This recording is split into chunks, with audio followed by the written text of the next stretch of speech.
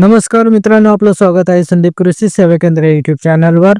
तर मित्रांनो, गेल्या 4-5 वर्षापासून राज्यात सतत नैसर्गिक आपत्तीचा तडाखा बसत आहे। कधी अतिवृष्टी, कधी अवकाळी, कधी गारपीट, तर कधी दुष्काळ। या सततच्या आपत्तीमुळे शेतकरी अक्षरशः कंगाल झाला आहे।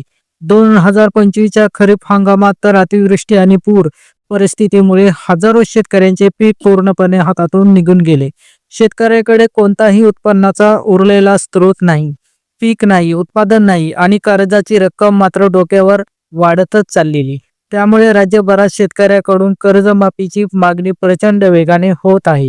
विविध संघटना, शेतकरी संघ, कार्यकर्ते आणि शेतकरी बांधव गेल्या अनेक महिन्यापासून आंदोलनाच्या माध्यमातून आवाज उठवत आहेत। आणि या सर्व पार्श्वभूमीवर राज्याचे मुख्यमंत्री, उपमुख्यमंत्री, वित्तमंत्री आणि कृषी मंत्री यांनी वेळोवेळी आश्वासन दिले आहे की 30 जून 2026 पूर्वी शेतकऱ्यांची कर्जमाफी केली जाणार आहे।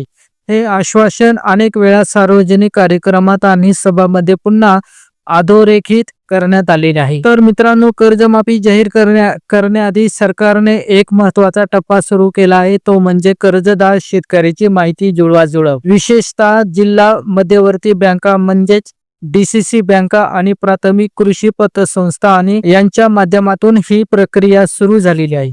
यापूर्वी आपण पाहिलं होतं की यवतमाळ, अहिल्यानगर, लातूर इत्यादी अनेक जिल्ह्यामध्ये चालू आणि थकीत कर्जदारांची माहिती गोळा केली जात आहे। आता हीच प्रक्रिया राज्यातील इतर जिल्ह्यामध्येही वेगाने सुरू आहे। बँका शेतकऱ्याकडून खालील कागदपत्रांची जुळवाजुळव करत आहे: 1. सातबारा आणि उतारे, 8.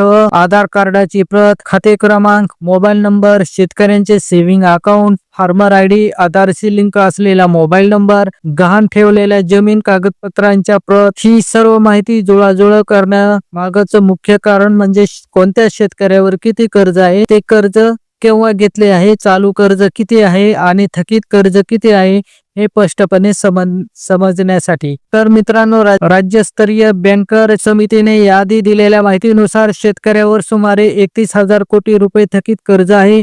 या चालू वर्षातील कर्जाची थकबाकी ही मोठ्या प्रमाणात आहे, त्यामुळे ही आकडेवारी सरकारसाठी अतिशय महत्त्वाची आहे। याच अनुषंगाने राज्य सरकारने एक अभ्यास गट समिती नेमली असून ही समिती पात्रतेचे निकष, कर्जमाफीची व्याप्ती, कोणत्या कर्जदारांना माफी द्यायची आणि कोणाला नाही हे ठरवणार आहे। समितीचा अहवाल एप्रिलच्या पहिल्या आठवड्यात अपेक्षित आहे।